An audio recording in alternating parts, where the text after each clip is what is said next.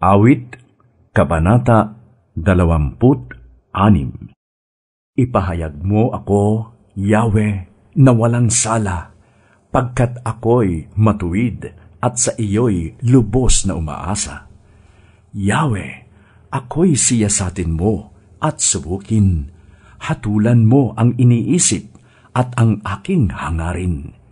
Pag-ibig mong wagas ang aking patnubay, ang iyong katapatan ang lagi kong kaagapay. Di ako nakikisama sa walang kwentang tao, hindi ako nakikiisa sa mga hipokrito. Ang nakikisama sa kanila ay aking kinamumuhian, at ang makihalo sa kanila'y aking iniiwasan. Kamay ko'y malinis pagkat ako'y walang kasalanan. Ako'y lumalakad, Yahweh, sa paligid ng iyong altar.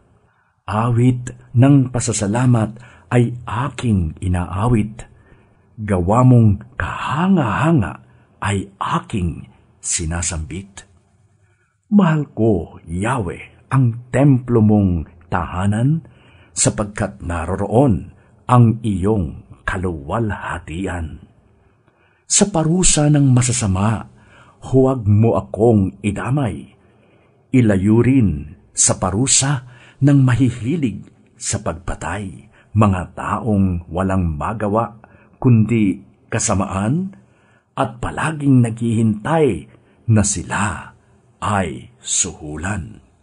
Ngunit para sa akin, gagawin ko ang tama, kaya iligtas mo ako at sa akin ay maawa. Ako ay ligtas sa lahat ng kapahamakan, pupurihin ko si Yahweh sa gitna ng kapulungan.